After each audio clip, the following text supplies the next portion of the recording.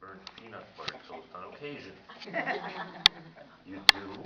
Well, once a year is just about right, she says. On Mother's Day, right? Right. So now he goes over to Wilson's, to the Wilsons. What are you giving Mrs. Wilson for Mother's Day? He asks Mr. Wilson. Mother's Day? Nothing. Why should I? What? Well, she's not my mother, Dennis. She's my wife. You mean she's not getting candy or flowers or nothing? Not unless she has a secret admirer, he says. Oh, what's that? Asked Dennis. Somebody besides me who thinks that she's pretty special. Boy, what a lousy deal, says Dennis. So he goes off. Well, he goes off and he talks to his buddies.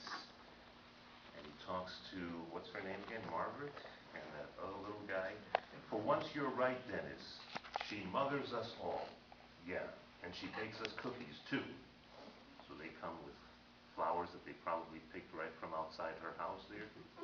Happy Mother's Day to you. Land sakes, asked Mrs. Wilson, what's this? Mr. Wilson says, it must be a group of secret admirers, I believe, Martha. So ladies, did you have a good Mother's Year? Yes. It's wonderful to hear. This year, I think that the one in charge of us all, the mother of all mothers, had a wonderful Mother's Day and a Mother's Year. And we celebrated her big time, the 50th anniversary, and we said all during this last year in joyful gratitude. I think that during the course of this year, we have to continue to review and to give thanks for everything that she has done in our lives. You know, when you look at the newspapers, the news, we know, never emphasizes the really good stuff in life. What's most recent? Let's see. Of course, good is when an athlete does very well and so on, makes a name for himself.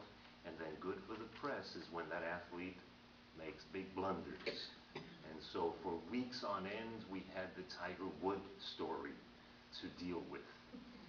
And we have this to deal with, and this one shines brightly, and then everyone is still interested. Well, it was nice that he did all these things and that he accomplished all of these things, but how wonderful it is and how titillating and how exciting it is to read other things, negative things. So it's good for us to emphasize the positive. I was glad to see that one of the more positive things that came out just a couple of days ago, I believe, in the news, comes from Great Britain. You know what that news item was? That in Great Britain, they've decided to make a more modest hospital gown. Isn't that wonderful? Somebody thinks about a more modest hospital gown, you know, and that thing in the back, and so on and so forth. Well, they're going to get a wraparound thing and so on, and by the end of 2010, at least in Great Britain, so if you want to go to the hospital and be modest, go to Great Britain.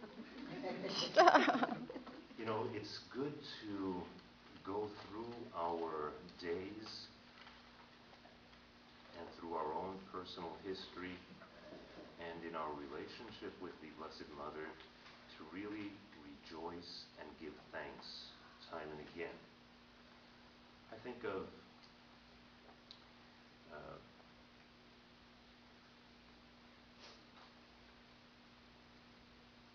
we think of things like, I don't know how many of you received this email from Carlos Cantu from the Valley.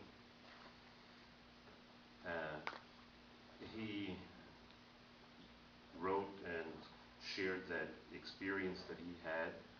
The Bishop Daniel Flores was just recently installed in the Diocese of Brownsville. He is a priest who came from the Corpus Christi Diocese and had been the auxiliary bishop in